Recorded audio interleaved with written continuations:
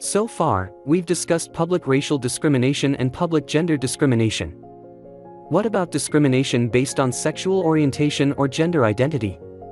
The first two major cases that the court decided involving gay rights didn't involve the Equal Protection Clause at all. Rather, they involved the right to privacy. The state of Georgia had a law that prohibited oral or anal sex, or sodomy, between any two people. The law didn't specifically target gay people, but it was usually only enforced against gay people. Michael Hardwick was a gay man who was arrested for having sex with another man. He challenged the Georgia law as violating the constitutional right to privacy. In a close 5-4 decision, the Supreme Court disagreed. As we have seen, all laws must demonstrate at least a rational basis to be upheld. A majority of the court argued that Georgia did indeed have a rational reason to ban oral and anal sex between gay people. It said, "Proscriptions against that conduct have ancient roots."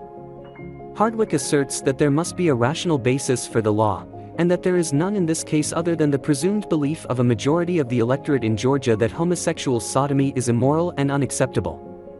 This is said to be an inadequate rationale to support the law.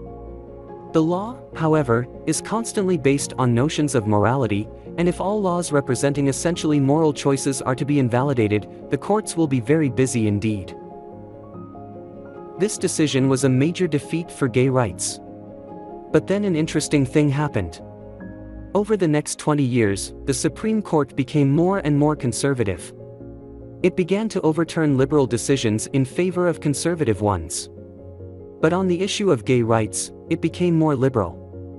The reason was the appointment of Justice Anthony Kennedy in 1987. Kennedy was appointed by Republican President Ronald Reagan, and he was a conservative on most issues. But he was consistently supportive of gay rights, and he voted with the court's 4 liberals in many cases involving gay rights. The court had an opportunity to revisit the issue in the 2003 case of Lawrence v. Texas.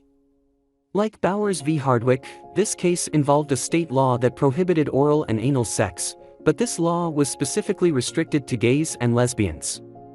In a 6-3 decision, the court overturned its ruling in Bowers v. Hardwick. It ruled that the right to privacy does indeed encompass the right to engage in oral and anal sex in the privacy of one's home. Justice Kennedy wrote the majority opinion.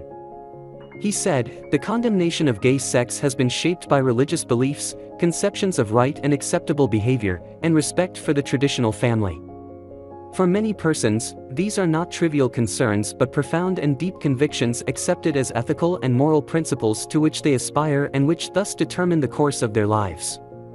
These considerations do not answer the question before us, however. The issue is whether the majority may use the power of the state to enforce these views on the whole society through operation of the criminal law. Our obligation is to define the liberty of all, not to mandate our own moral code."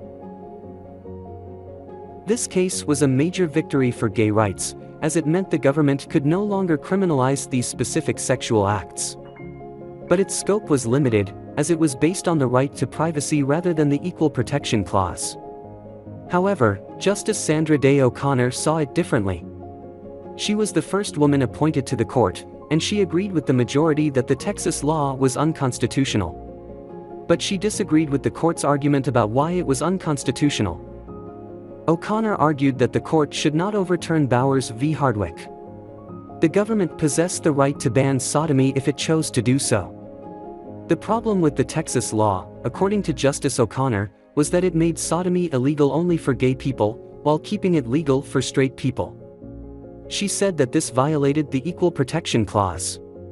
In other words, she argued that the Equal Protection Clause applied to gays and lesbians. She was the only justice to endorse this argument, but it would become very important in later years. The Supreme Court decided Lawrence v. Texas in 2003. Since that time, states have lacked the power to prosecute and jail individuals for engaging in private, consenting sexual practices. And until recently, everyone assumed that this was settled law.